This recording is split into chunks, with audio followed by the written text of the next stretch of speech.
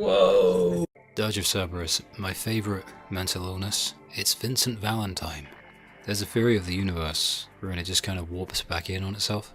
And so too is there a theory that Dirge of Cerberus became so bad that it warps back in to being a good game. But this is wrong. Dirge of Cerberus is actually really ridiculously fun throughout. From what I can muster, it's cool to hate this game, like it's cool to hate FF13, like it's cool to hate Sleep Token, but if I've learned one thing in this life, is that most people wouldn't know Kino if it shot them in the face. Don't act like Vincent isn't the most Kino protagonist in history, you lying bastard. In FF7 I called him Crumpet. The atmosphere of this game is very special too. It's so rich and dense that, despite playing the game in summer, I still wrapped my blanket around my shoulders and pretended it was a Vincent cape. Every time I got up I threw it onto the sofa dramatically. But I think Vincent was watching in spirit from another dimension, cheering me on, looking grumpy and admiring my autism. Look, it's not metaphysics, I'm just saying Dirge of Cerberus is an identity that you accidentally pick up when you play it, and I think this game is a part of me that I never knew existed, like a tailbone or a new mental disorder to add to the collection. And it really is a good fun game, for the most part. Shamelessly dramatic about it, yes, but that's just the filling and the cheesecake that is the Vincent Valentine game. This thing doesn't take itself very seriously, because it's just a spin-off game. And a PlayStation 2 game as well. I live in a dissociative haze, and nothing best exemplifies this than the metaphysical anomaly we call PlayStation 2 games. PS2 games are a dance with an otherworldly force, the Rubicon of sanity, Pandora's box of autism. Levels were tiny, graphics were never going to get better, even though they did, but when you think about it, they really didn't, and this actually was the peak of everything. HD kind of ruined gaming, apart from Final Fantasy 13. And Kingdom Hearts 3 was just around the corner, we promise. Today is a good day. Today we're using our free time in this life, not to go out and meet some Becky trad wife at a cafe who'll wash our socks in exchange for compliments about how our arse looks good in our new jeans, but to ramble semi-incoherently in bong speak about the hilarious amount of fun you can have with this autistic event horizon that we call Dirge of Cerberus. From its party time protagonist to Yuffie the goat, and Barrett with the worst haircut of the decade. This was about as far removed from FF7 as the North Pole is from the bloody South Pole, and thank shit waffles for that. Even the music took me by surprise. It's Masashi Hamauzu. I'm probably pronouncing that terribly. Well, he's my favourite composer since whatever he did last. Shoot things, look cool, be cooler, listen to emo music and make your AMVs for YouTube. It's time to grab our Cerberus and dirge it hard. Even if Vincent Valentine is technically a vincel, the most cucked and also the most awesome protagonist of all time. How? Dirge of Cerberus. And that's how. With our eye in the sky, Chopper 3, Robert, what can you see? Well, as you can see below me, the suspects fled the scene in a white Ford Taurus, and they are moving recklessly fast. If you're not into a story that's hammy, cheesy, over the top, a little psychotic sometimes, but then wholesome out of absolutely nowhere, my first question would probably be, why did you pick up a PlayStation 2 game? Because this was the old days before every video game director decided to cosplay as a Hollywood director because they couldn't get laid in high school. Games were actually games. Crazy concept, I know. And what a game too. You know what I like a lot these days that I never expected I'd grow to like? Goth chicks. But also short games. Maybe it's an occupational hazard of playing the Trails series, also known as Kaseki, for too much of my life, but it's a refreshing thing to know I don't have to dedicate 50 to 100 hours of my existence to a video game endeavor. It's nice when a game gets to the point. And as always, a good enough game will practically force you into multiple playthroughs, even if they're a little delayed. Quality and quantity are not the same thing. I've written for over 16 years now, creatively, and as such, I have a very highbrow metaphor that's very poetic just for you. Better a good full head of hair than a million pubes. Why is Yuffie a commander? Whatever, we follow the events after the end of Final Fantasy VII. Hojo be sleeping, or possibly dead, and Vincent has to escape on a flying bike with Yuffie. I think it's actually the events of FF7 because Hojo's in his desk. But then we have a 3-year time skip, so I guess it doesn't really matter, and I'm a little lost on the chronology, which honestly just makes me more okay with not knowing much of anything. I don't need to. Lucrecia, Sephiroth's mother, chilling in the very pretty waterfall cave in the original PS1 game, whom I think is voiced by Yuna's voice actress in Final Fantasy X. And Vincent still ain't over her. Vincent has a cool cozy apartment now with a great view of the moon, and he mopes and broods indoors while the normies dance outside. Very relatable opening. But then things start blowing up, robo-monsters start eating people, and despite a brilliant flip and a cape trick, Vincent cannot save the normies from being captured by the bad guys. Deepground. I'd heard that Dirge's combat was a war criminal, so I braced myself for the worst, and you can imagine my surprise when I realized it's surprisingly fun and fluid, and feels super impactful with even the most elementary actions. I don't really know what people expected from the shooty gun game, except shooty guns. They told you it would be shooty guns. How are you surprised? What would people expect in a bloody turn-based game, where everyone has spaghetti western version style duels that take 5 bloody minutes each? Screw that boring shite, this is the Vincent game. It's fast, it's fun, and it's to the bloody point. Like a bullet, as it should be. Get good or go home, nerd. Multi-dimensional layers of complexification stand frigid and bone dry in the face of the early 2000s emo spirit. Yes, I'm a millennial, yes, I'm biased, and yes, I look 10 years younger than I actually am. But this just means I'm right. Yeah? Shoot things, look cool while you do it. That's all this game ever needed to be, that's exactly what it is. Not to say I'm not perfectly capable of learning the nuances of a more intricate and idiosyncratic battle system, much like yourself, I'm sure. Yeah, you, right there.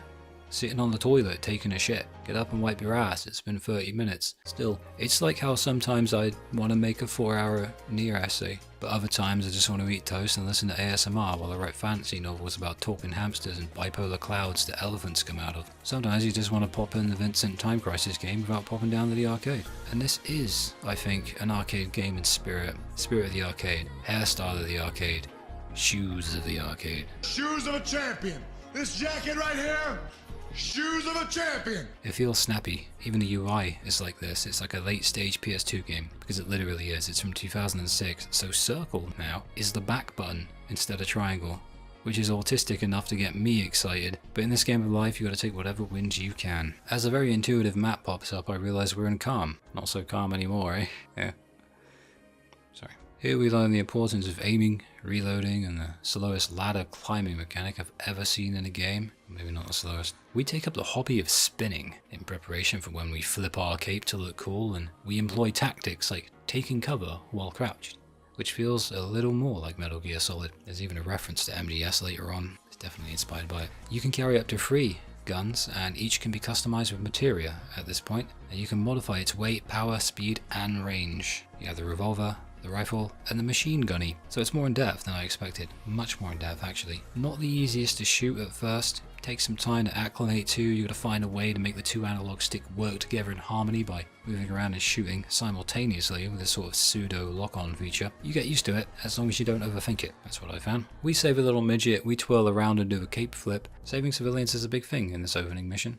Saving people in general is something that pops up again. Because Vinny's a good dude, but even a good dude needs a sniper scope for his revolver, which can be accessed with the widdly diddly button. It's basically not only a zoom in button, but without it equipped, it's pretty much just a first person mode that turns the game into actual Time Crisis for a while. Whether you go with a long barrel, or a short barrel, melee, sniper, you'll eventually find yourself in limit break mode, which is exactly what you'd expect if you played FF7 on the PS1. In that, Vincent turns into a werewolf thingy, and becomes very scary for a short while.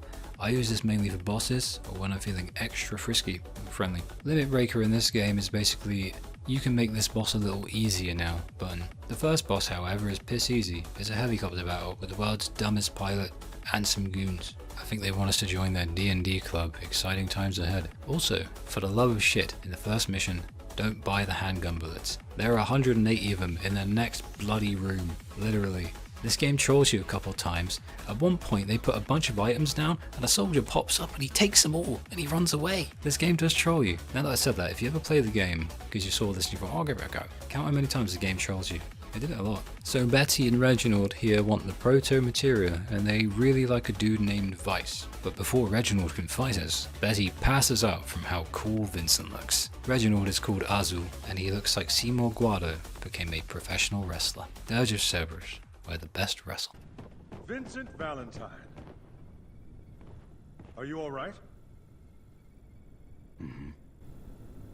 Reeve. Nice to see you again. Not a very interesting outfit, though. It took me a while to decide which costume I'd put on for today. We need your help once more!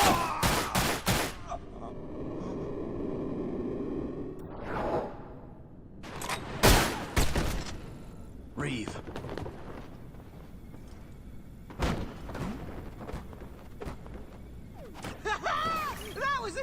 on! I never was good at fighting. Luckily, I came out wearing Reeve. You're really not a bad bloke, are you, Vincent? Ah, you pretend not to care, but you always come through in the end. Alright. Even now I don't know how Reeve and Cait's Sith actually really work. Like in my head, Reeve pilots Cait's Sith like a magically remote-controlled cat and uses some kind of telepathic magic to animate him, but his personality is very distinct from Reeve, although I don't see them as two distinct entities, but rather Reeve finally getting a chance to get away from his boring office job and laugh as a Scotsman with a furry ballsack. At least in my headcanon, anyway. The World Regenesis Organization, the WRO, they're the guys who are good, and they try to heal the planet after the wanky events of FF7. Great job so far with this deepground group, blowing up calm, and keep at it, mate. Yeah, I don't use this much just yet. It comes in handy the more the game goes on. Machine gun pisses away ammo, and my aim is too shit for it to actually make a difference in battle just yet. But as the game goes on, it very slowly becomes my favourite. I start maining it more than the actual revolver. Although I think in the late game I was like, rifle, I'm a rifleman. I'm a short barrel revolver kind of guy for now though. But I will say the combat feels very dynamic. I don't expect the controls to be as lucid as a Vindaloo shit. It's a PS2 game from 2006. But the level of customization and the agency given to the player to enact their vampire justice on this burning village fills me with hope. Switch it up on the fly, according to the situation. That's the way to play the game. Snipers on roofs mean long barrel. The helicopter's back, but there's a limit break in the boss arena which allows you to trivialize the fight. So of course I use it. In limit break mode you can throw a fireball or you can do more melee damage. On most bosses when you try to do melee damage though, even in limit break mode you just do a few hits and they'll just knock you over and you go, still a lot of damage though.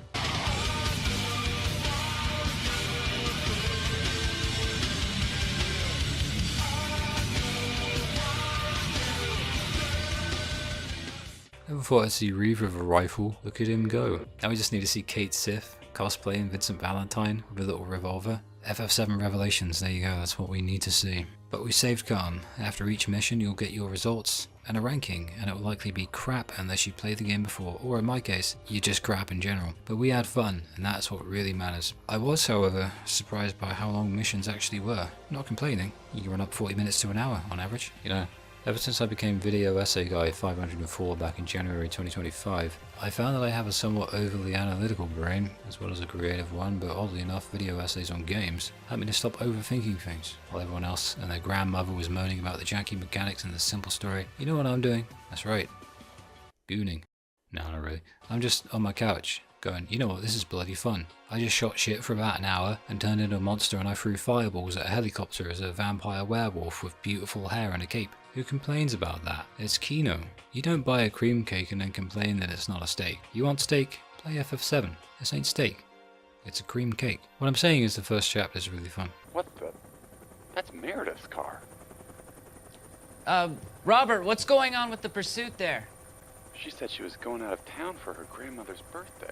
Robert, the car? I should have known. Deepground was made by the former Shinra president, President Shinra, to create super soldiers with no morality. If you're wondering why you haven't heard of Deepground before, it's because it's a retcon to justify the game's existence. Yeah? The excuse they give is, even Rufus probably didn't know about it, and Scarlet and Heidegger, who even knows about them? It died with the president. It's cheap as chips from a chippy in the 90s, but whatever floats your boat, innit? It's good enough for me. It's a story, we've got a story. Reeve is attuned to the planet via mystic energy. This is how he powers his pussy, Cait Sith. Oh my god, it's a bad guy. Here to do bad things. He's mean and he wants to kill people. Well, we're gonna stop him or our name isn't Crumpet. This minigun section is really fun. But sometimes the camera has a panic attack and freaks out. Like me and Tesco that one time was like, oh, you want to look at Vincent's back for a couple seconds? Look how cool his cape is. And I'm like, nah mate, I'd rather see the wanky demented pigs trying to eat me, thanks. Nice to not have to worry about ammo for once though. Variety. And a new situation means new tactics. Namely, melee attacking the crazy dogs. Our truck goes down and we have to continue on to Edge. So much Edge, bro. We shall liberate Edge. Listen. Can you hear them? The cries.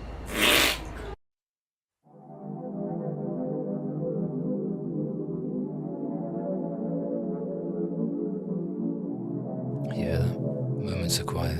There's literally nothing else like it. You know, it's standing here, out in the middle of abject nowhere, that I remember the ambience of PlayStation 2 games, and how their lack of realism was the best part about them. And in some ways, the dissociative, otherworldly feeling that such unreality gave to the ambience of the PS2 and all of the games that came out on it. And that may sound odd and inconsequential. Maybe you think Lukey Boy's acting crazy again, and maybe I am tired. But the memories I have of these games were built on foundations like this. No music, no one else in sight, no NPCs, no enemies, just you and the environment and your character. And you're one, all three of you, a synthesis. And a tiny little level wherein outside of it there is nothing. It loads in increments, it's just areas, cells, interlinked.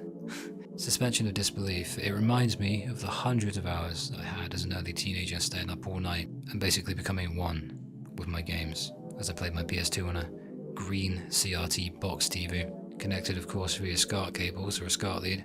HD didn't exist at that point, I don't think, and it was existential, but in a good way. A very certain particular kind of peace of mind, and to these areas, these are the memories that stick around. You might not believe me now, but now that I said it, remember the next time you have some downtime in the game, just keep it in mind, embedded primarily into your subconscious, because when I was 13, I sure as shit didn't think that all these years later I'd be attempting to articulate and communicate this unusually modern phenomenon, but it feels so old at the same time. It's the weird thing of going back to PS2 games. I feel older, I feel younger, but I don't feel the same. It's like being at the core of the earth. Apparently if you get down there you get pulled in every direction. The graphics help with the otherworldly nature of the place. You wonder where the stream of water goes and then you remember. It doesn't really go anywhere, not really. And the moments of silence swallow you up, becoming far more loud and profound. Any memories of any crazy battle or cutscene. I really like Toast. My brother used to break in our house and steal the TV. But now he's dead. This dog is annoying, so we beat him up with a melee attack, but he doesn't actually die. No, he's not a boss from the Trails series. He can then try to ambush Vinny in a cutscene, and our best Grumpet boy can look really cool finishing him off. But then again, I didn't look very cool right after this because I got my first game over. I ran out of ammo fighting these Pegasus riders, which sucks. Turns out you can explode their thingies if you aim it right, but I was still spamming at this point. Wasn't really aiming properly, but this is how I learned. So we got them next time, where we S-ranked the chapter. I don't think I ever S-ranked a chapter again. It's just that one time. I'm proud. Despite literally spending a good 5 minutes bringing my keyboard and my sofa and writing about the ambience, we still got an S-rank, so I don't think the time really comes into play. Yeah, sometimes a chapter is a big mission, sometimes it's a dog on a bike in the mountains. Keeps things fresh, keeps things very dynamic, but you never know who's going to make Vincent twirl his revolver next. Oh, that's hard to say. Look, get that out of your system. I swear every few videos someone, enunciate bro, stand up straight. Gun twirl, cape flip, leave. It's a Valentine. So what's up with the pursuit, Robert? Nothing changes. Once a cheater, always a cheater. How could I have been so stupid? This is Shalua, called her Shalupa many times. She's half FF13 and half scientist. Lays it on thick too, searching for a reason to live. Typically when girls tell you this much after about a minute, they either really want you or they want to kill you. This game doesn't really care about building things up, but then it's kind of realistic. All the most interesting women I've met are a little loopy like that. They just blurt things out and you're like, holy shit lady, we just met. You're nuts. Tell me more. This mission's fun mechanic is using your gun as a rifle and taking out the snipers. The rainy aesthetic is pure soul, and it makes me happier than I can say. At certain points actually, in this dingy little town that feels like one big dockyard with the rain and the grey, I just stopped and I grabbed the music for myself, before realizing that somebody had already uploaded it to YouTube as an extended version. But it is really pretty. A synthesis into a scene, just like Oliver Sacks once said. Sight, sound, synthesis. Everything works together. It's a beautifully atmospheric game. A lot of effort went into making this game really make an impression, visually and sonically, in sync with one another as well. Avenge. I miss the weird voice acting of the early 2000s. It's like, avenge.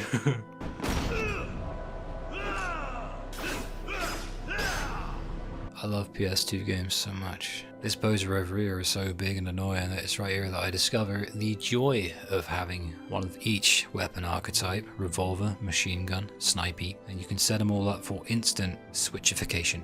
That's not a word. Switcheroo. That's it. Switching. I'll be highbrow for the rest of this chapter, okay? This lady is Rosso. She's Russian, and she's our villain today. Well, one of them. It's like Metal Gear Solid, where there's a group of villains and they all represent some element from the periodic table or some shit. She's not deep, but her hair is a weird shade of red that only the PlayStation 2 can make possible, so I enjoy her, being a one-dimensional angry lady who slashes people and speaks in the most hammy Russian accent imaginable. I really enjoy the Russian accents. It's just a nice language and accent, isn't it, Russian?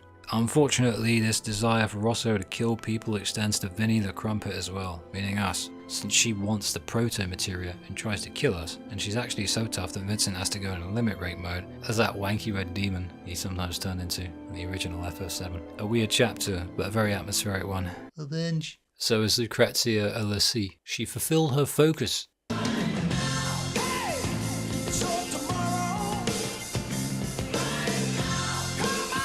Don't be sorry, Lucrecia. You've helped to save Cocoon. Flashback. Vincent got shot by Hojo, who was jealous of his mojo. And on the brink of death, Vincent will be taken by Lucrecia and turned into an experiment. For my next experiment.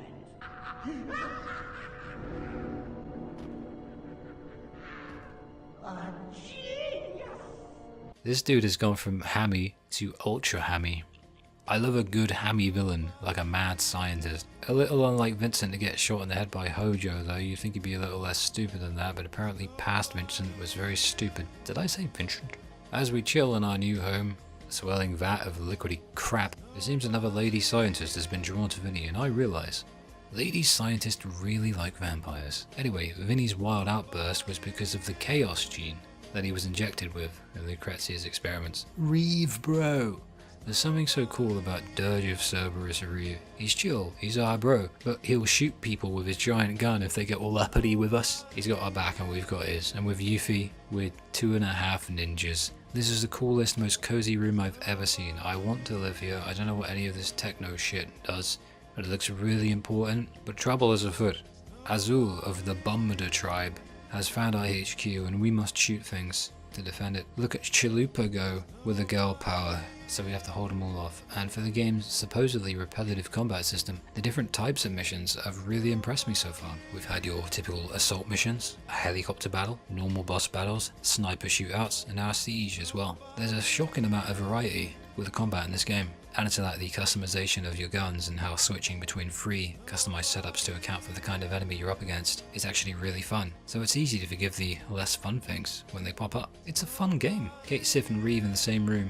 It is the bizarro world. I didn't think I'd ever see it. This midget is called Shulk. Sounds like a seashell or a hunk of a wooden tree trunk. Shulk and Chalupa are sisters, and I think their parents maybe weren't good with names. Shulk has been manipulated and brainwashed to the point of having barely any emotion left, and she'll very predictably come around eventually. Her body is kept alive by Marco, so she's the little Marco bean. Reeve can't talk her out of killing her big sister, but luckily her biggest weakness is sprinklers. It stops her long enough for us to get to a boss battle with her that's actually kind of tough, but it's really cramped and she moves quickly like a fly. No, a cat. Yes. You can use spells on her and then just lay into her with your revolver. Worked for me. And then we battle Azul, aka Roidy Magoo. He's difficult for someone who moves so slowly because I didn't upgrade any weapon except my handgun. We're off to Shinra now, Shinra Manor, in Nibelheim.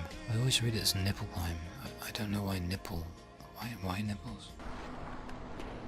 You shouldn't leave those things lying around.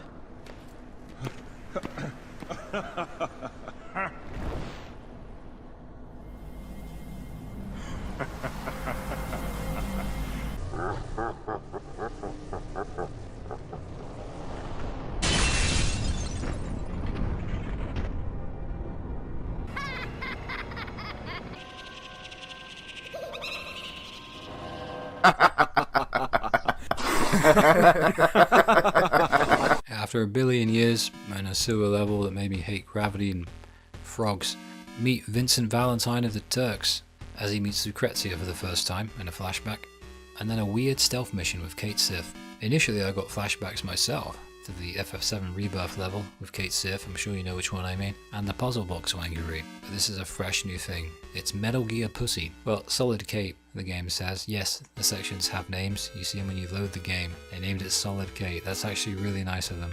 I love the reference, real subtle. With Lucrecia's message that she left behind for Vincent, she explains that Omega is going to weaken and destroy the planet, and it's difficult for Vinny to see his one true love as a hologram, but this is where I realised he's more than just the meme protagonist. He actually has something that most main characters don't in JRPGs and anime, at least among the dudes: self-control and stoicism. I've gotten really tired of all the soy boys who cry and scream constantly or do gay-ass friendship speeches like it's not the most unnatural thing in the world. I don't mind men crying, I think it's healthy, within reason. Vincent's got depth and they show it only in tiny little moments. I dig this. Disappointment as well though, because upon visiting your old bedroom there's no button to make Vinny take a nap. If I was making the game, I'd do a little joke here and make it so you could press X to nap in the coffin and regain all of your health and have Vinny say something funny, but yeah, back in Shinra Manor, Rosso teases us and we blow up a robo thingy. So I once made a joke about a pact, and I mentioned Kaim and Angelus from Drakengard, more specifically the chest egg. I want to form a pact with you, Angelus, and he pulls the chest egg and they kind of merge eggs. It looks like Vinny has one too. This comes out of his chest. The proto-materia is how he controls the beast within. But you'll never take Vinny alive, not with Yuffie, the world's greatest materia hunter. This is a weird thing to bring up, but there's something I wanted to mention, because I noticed it right here. Could have mentioned it earlier. Look at this mission complete screen. Sure, it's a bit blurry because it's an ancient physical PS2 copy of a game running on the first generation PS3, i.e. the fat PS3 with backwards compatibility, meaning it's in HD, which the PS2 predated, causing the stretching and the weirdness you're no doubt seeing that makes it a little more blurry, which actually adds to character. But look at the screen. Notice anything? Anything you don't see much of nowadays? That's right, colour. Lots of different colours. And they work together because they all correspond to a specific unique thingamajiggy, and they all share the same white little streak underneath to give them cohesion artistically. A little bit of flair that groups them together, keeps them together stylistically as well. You don't see much of this anymore. I don't know if it's the corporate influence, but everything these days seems to carry this corporate dumbed down art style. There's barely any colour at all, and things end up looking way too clean. PS2 games are experimental, they were creative, they were risky like the early 2000s were. It took risks and it oozed character, and best of all, the text was big enough, right, so you can actually bloody well read it. You kill that feed and I'll crash this helicopter straight into the newsroom. You know me, Brian. You know I'll do it. The weirdest love triangle in Final Fantasy history. Lucrecia is going to use her own child in an experiment with Hojo. That child will turn out to be Sephiroth, who will go mad and try to end the world, and also say Cloud, Cloud a lot in 2020 and beyond. But Vinny's really sweet on Lucrecia and feels bad for not stopping her. I read somewhere that in the OG she loved Hojo, but now they're trying to pin it on Vinny, which is stupid. Lucrecia did awful things like experimenting on her own child in the name of science. She did the same thing with Vincent. Hojo was awful to her, but it's all scrambled because we're looking at a separate continuity to the original, and my advice is thus. Whichever one you like most, just pretend the other doesn't exist. Conveniently, when you feel like it, because literally whatever.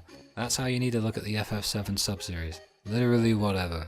Lucrecia mainly just apologizes for being a twat, but I am excited to see if she's in the third part of the remake. If she ain't, that's a massive dropped ball. Like, even if she don't deserve it, Vinny's never getting over her. So I hope he doesn't end up never getting laid again. But if I played this game seriously for the story, I'd submit myself for psychiatric evaluation. Almost everyone in this story comes off as crazy, except Yuffie, who's just Yuffie. Yuffie is literally the GOAT of the FF7 series. Yes, it's a series now. It's Square Enix, I know. Enjoy the car crash. It's like Crisis Core, just treat it like a cream cake after dinner. It's not necessary, but it doesn't hurt either as long as it's just the one. Either way, Yuffie is perfect as a cast member for this game specifically. Vinny's stoicism, mixed with Yuffie's happy pixie girl vibes, are the perfect synthesis. Shulk again, and this game loves to put people in vats. I'm not sure why I care so much about these sisters getting along since they're both very new to this series, but Shulk better stop being a shithead. It's not her fault. Anyway, the base is under attack again, and our security must be ass. Azul Reginald digivolved. He turns on Shulk and says really mean things. The leader, Vice, ordered her death apparently. She's no longer needed. Luckily, Chalupa casts what I think is stop on him. Never seen that in a cutscene before. Never seen somebody use stop. It wasn't slow because he stopped completely. She saves Shulk and seemingly dies in the process, but you'll be confused about that like I was because instead of blood under the door you see this yellowy fluid. It's probably from a robotic arm. PS2 games are often like this, in a very good way. They were very short, very to the point, with emphatic characters that made a big impact, did really cool things, and then died in a cool or heroic way. It's almost a hallmark of the PS2 era. Still, sad boy hours. Pour one out for our one-armed, one-eyed scientist lady. Except it was only head trauma. Yeah, she won't be resolved by the end. Vinny's growth here took me by surprise. He says the OG gang helped him to move on 3 years ago, so Reeve shouldn't give up, despite the WRO base being blown up and all that. Another flashback with Lucrecia drives home how haphazard these flashbacks are since they're not chronological, but she and Vinny definitely had a thing. Whether or not they banged though, well that's the problem innit. JRPGs and anime are written by nerds like us. You and me, you nerd. Still, I wonder things like this. I don't want Vincent to be so hung up on his one eidos that he literally dies a virgin. I'm rooting for Vincent. JRPG and anime never address this stuff. And in real life it's one of the most important things for us. We talk about it all the time. We want to know. Instead it's all just speculation like with Cloud and Teeth. Wait, no, I was wrong when I wrote that in the script. They did bang. They just didn't include it in the game. It was originally in the script. But yeah, no way did Vincent get with Lucrecia. So as Sid arrives on his new airship, the Shera, and makes his glorious return, here's the darkest lore in all of the FF7 sub-series. Vincent will die a virgin, because he has one eidos for a woman who banged Hojo and had a kid with him, and now resides in a crystal in a cave behind a waterfall in the middle of literally the sea, because she feels stupid. Vincent, just get with Chalupa.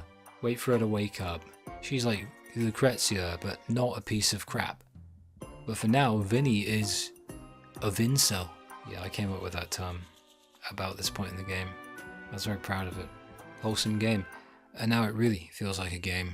We have our base, everyone's hanging out. You know someone's going to try and destroy it later, but for now you can talk to them. And it feels like an adventure with a bunch of friends. This is why we game. The sound design is excellent too. It feels alive with the machinery, the ambience hissing and humming, really making it feel like it's a moving thing. And this is the PS2 in 2006. Newer games in 2026 don't put in this level of care to make the world and its contents feel truly alive for the most part. Only a few. Things like this really help with the immersion of the game. And immersion helps a gamer build that bond with a game. Even a game as weird as this one, maybe especially so. FF7 games really love to do this planetarium stuff, don't they? They always know how it'll end. It'll be like, the planet is cool and very pretty, but it's also bipolar as shit. And now the pretty scene will turn into some meteor or something fiery. Or something that wipes out literally everything on the planet. Which would be very sad and therefore something poetic, quoting Loveless potentially. We must do cool things together as friends and save the world from itself for the 1 billionth time. You know, that kind of thing. So deepground are killing loads of people to trick the livestream into thinking the end is near. Even with Sephiroth gone, there's always some dickhead in it. This game is so extra. I actually care about these people, like, a lot. We're launching a full-scale attack on the bad guy Bumders, and it's fun and thrilling for literally no reason. It didn't need to be. They could have just phoned in the story, but they really tried to create fun characters who had things worth liking about them. And these big moments too. I mean, check out this pre-rendered cutscene thingy. I remember seeing graphics like these and thinking maybe one day they'll look this good during gameplay. And now, with the remix series especially, they're leagues above even that. But now I also look back and I miss the old graphics. Either way, for 2006, this FMV is incredible. And then in 2009 it would peak with FF13. I don't think it's been topped since then in my eyes. So it's an assault on Midgar, now occupied by the Wankers. It doesn't really feel like Midgar at this point, but the levels are getting bigger and bigger and the challenge is increasing too. By this point, you really should have a good grasp on the idiosyncrasies of the game, how to switch between your free gun types on the fly, using one of the healing items so you can pick up another, and of course, cheesing boss battles by soft-locking them against train cars. Chapter 8's mercifully small after the last one's combat-heavy emphasis, and at the end of the shorter level lies Red Rossa. She's a standard, I'm a sadist who likes being a sadist, lol, archetype. The battle with her is annoying. Her death scene is very funny though, and it's really drawn out, despite it not being that interesting, and she refuses to let us kill her, so she's like, I won't let you be the one to kill me. So then she just kind of stands on a pillar as it falls from the tower. And I'm thinking, lady, you can't take that death from Vincent. His KD ratio is gonna acknowledge that death. Whatever. Hello? How's it going, bitch? What? I said, hey, how's it going?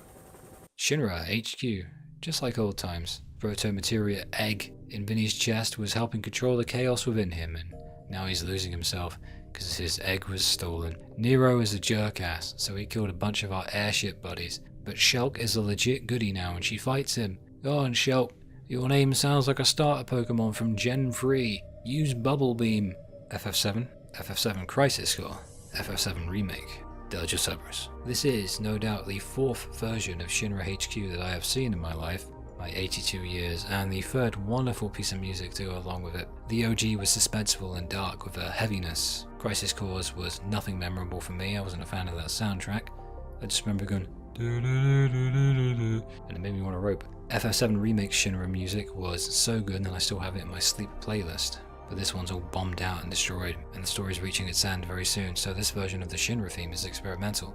It's jagged, it's chaotic, while retaining that very beautiful ambience. Masashi tends to pop up in the most odd places when you pay attention. That's Masashi Hamo's a band called Emeruat that I highly recommend, especially if you love FF13's soundtrack. He also works on Final Fantasy X with Uematsu. Wandering Flame was his track, actually. Most recently, FF7 Rebirth, and now Dirge of Cerberus, one of the earliest of the lot. I just hear it and I think, I know that piano. This dude's compositions are some of the most easily recognizable in music. His style is so unique and distinct, and yet he never gets boring. Every genre, every emotion, he can just fit it into a soundtrack. The sound design is worthy of praise too, often the case with Final Fantasy games. The sound design in Dirge is futuristic, yet it carries that innate sense of warmth that's so consistent with the before times of the PS2 era. It's sharp, sudden and severe, and also beepy boopy and boppy and glitchy. It occurs to me that Reginald, aka Azul, is kind of like Pepsi Vulcan Raven. Sounds like him, talks like him, looks beefy like him, similar gun.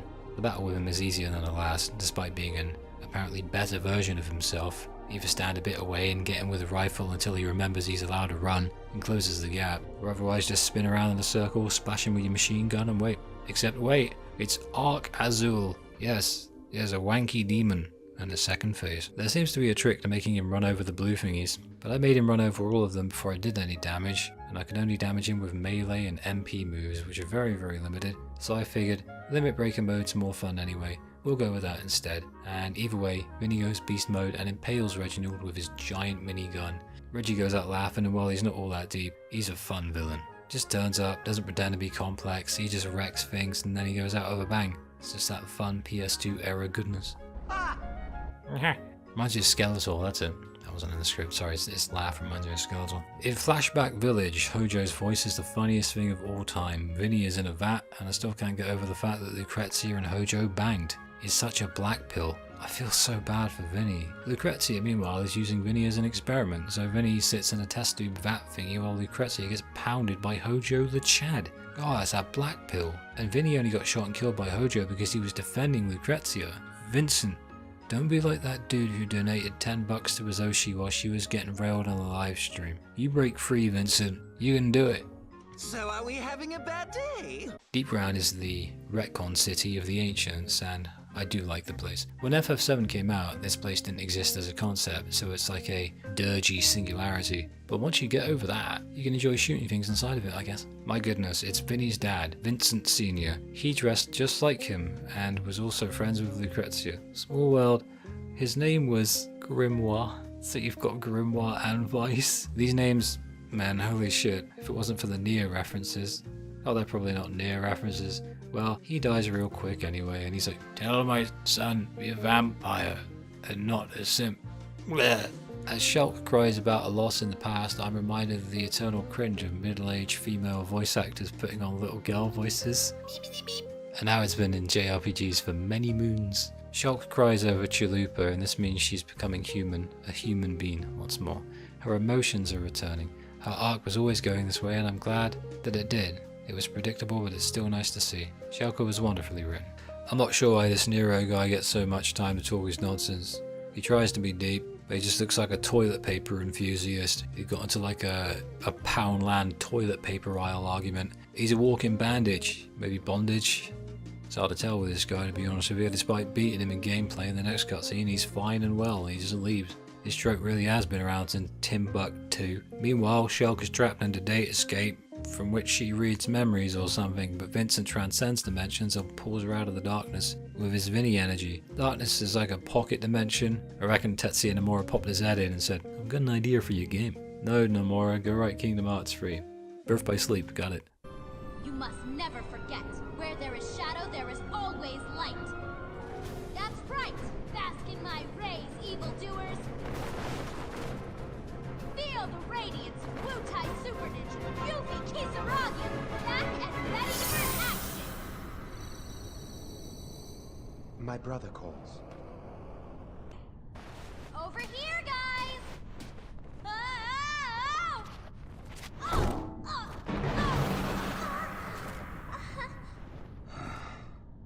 That's like our third introduction. Well, we saved Shelk, which I keep nearly saying Shelka. Well, Shalka04 is now the prize recipient of a crumpet because Vinny is her babysitter now. Kids these days have no social skills. I'm so sorry! So you've come to your senses and chosen me. Yes, Doctor. Ugh. Okay, Lucrecia must die. She does sound happy though. That's what's so weird about it. She sounded well, she's Hojo, take me, my chad. I read people saying Hojo abused her, but she was itching to get some of that Hojo mojo, wasn't she? Good God almighty, Vincent's being written as a tier-3 simp. They've assassinated him. He was so good until now. Lucrecia is the worst. Whatever. It's just a one-off PS2 game that no one takes seriously. Funny disparity though, between simp Vincel and the flashbacks and his cool new vampire self. Maybe he has become from simp to pimp. Let's go destroy the baddies. Nero and Vice. The missions are quite difficult now and take a while, but the difficulty has been very steady in its progression, gameplay wise. I also adore that you gradually descend into deeper and darker levels as the story advances and revelations happen. It fits Vincent very well, and the final mission is beefy and tough with really ominous music that really fits this game's calling, which of course is its atmosphere. It's saturated in ambience and its glorious golden PS2 magic. Spoilers now for the remake trilogy. As your warning, minor spoilers. Still here? Are you okay? This is Vice.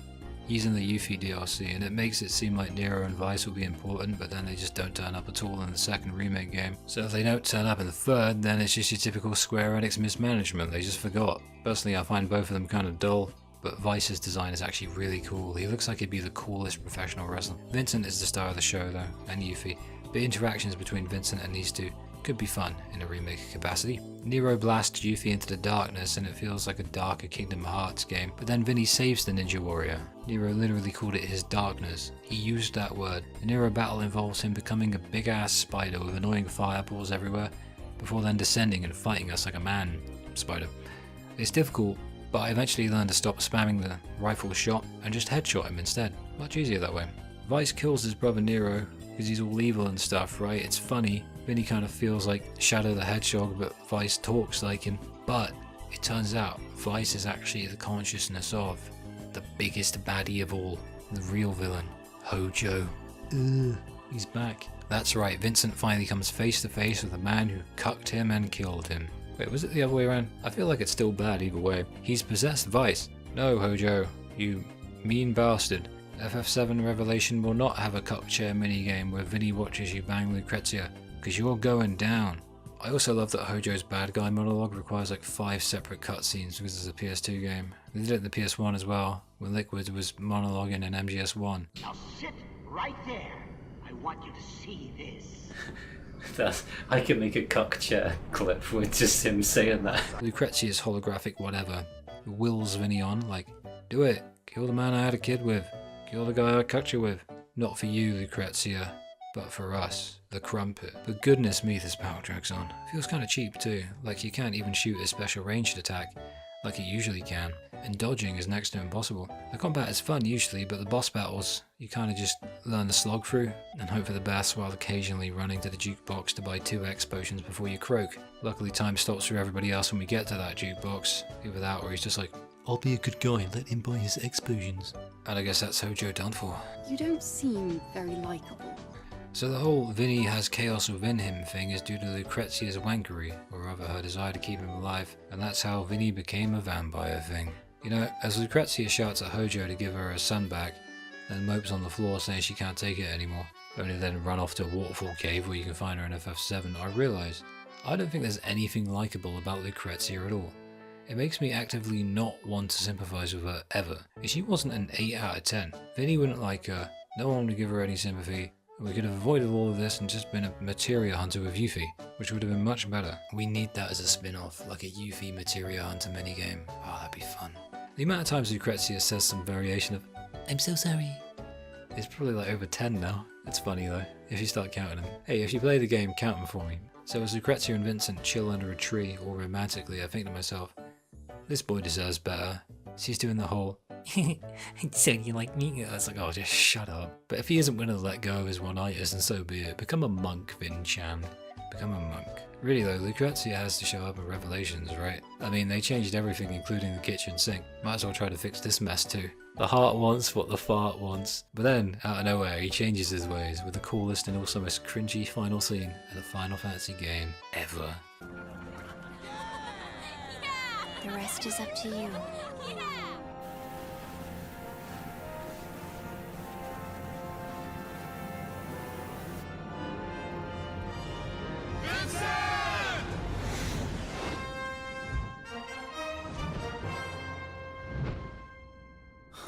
Guess I have no choice. It's time to save the world. He's bringing it up. He's bringing it up. Oh, he's taking it down. He's taking it down. He's taking it up. Taking it up. Taking it up. Taking it up. Taking it down. Taking it down. Taking it down. This guy is literally a moron. Pure 2000 soul, 21st century Kino.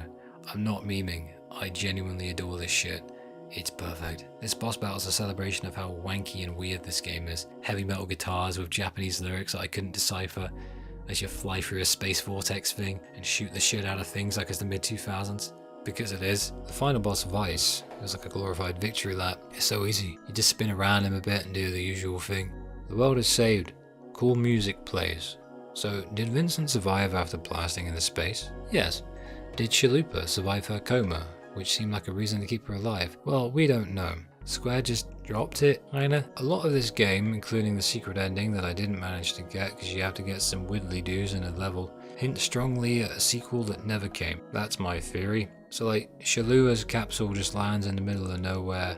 She's all just kinda there, suspended in a stasis, not dead. I liked her, so I'm sad we'll never know, and you know she won't be in the FF7 Remake Part 3. But I think the idea is they didn't outright kill her. But then again, maybe she was dead. She wanted to return to the livestream. They should have bloody well told us. But the world seems nice again. Shulk is a normal person now, hanging with Tifa and Red 13. Sorry, Nanaki.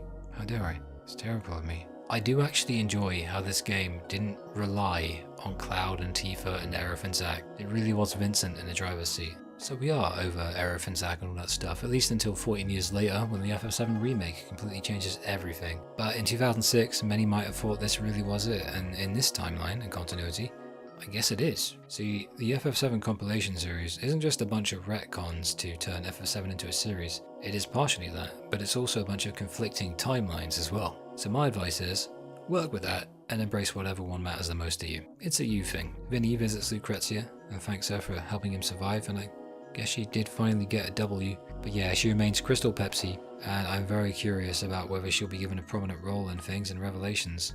Will Square freak out and stop changing things for fear of backlash? Will they change more and have Sephiroth kill her? Will she slap Hojo and make out with Vinny on the spot? Tune in next time. I don't know why they made me come up here and get you. Not that I mind, though.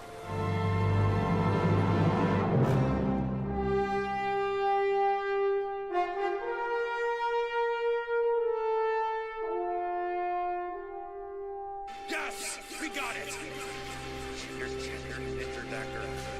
We got it. Good. Let's bring the chopper down and call it a day, okay, buddy? Oh, I'll bring the chopper down, all right. I'll bring it down right on top of her fat, cheating face. This game feels kind of like if Sleep Token was a video game. Very edgy, lots of impact and deep dark chaos, but wholesome and sentimental at its core, and very addictive. It only took me 3 days to beat it, and I didn't rush it, but it's got replayability too. And overall, it's just a good bit of fun, with a story that you can get as invested in as you'd like to. Dirge of Cerberus, much like literally every FF7 project after Square Enix decided to turn it into its own sub-series, is something best not taken seriously. Nothing ever needed to exist after the PS1 game in 1997, but Square saw money, and here we are. But that doesn't mean there ain't soul in these games, even Crisis Core. The music's powerful, the story may be a case of retconning things to justify its existence, but it has its moments if you're looking for something that ain't so deep, but really fun, with wholesome moments, along with an aesthetic and ambience and atmosphere that kicks ass. It's a great little bit of fun. I enjoy some of the new characters they introduced, even if the villains were kind of crap, and the feeling of starting in the dark and void space of the first level and ascending up to the skies in the airship felt like a journey, and then a descent back down into the darkness. And it was a really short journey compared to a lot of other games that pad and fill their games with useless crap in order to pad the time out and create the illusion of a journey and an adventure. This proves that you don't need all the time in the world to do that, you just need to get to the point. I didn't expect to love this game so much, and trading off some of its mystique, it gained a relatability that made me root for Vincent more. Sure, it's a wanky game, and it's odd, but that's good. That's part of its charm, and if you get the chance to play it, I would genuinely recommend it. It's cheesy and weird, but that's just more reasons to give it a go. Life is short, fill it with fun, weird things before you die, but try not to. Get ready to taste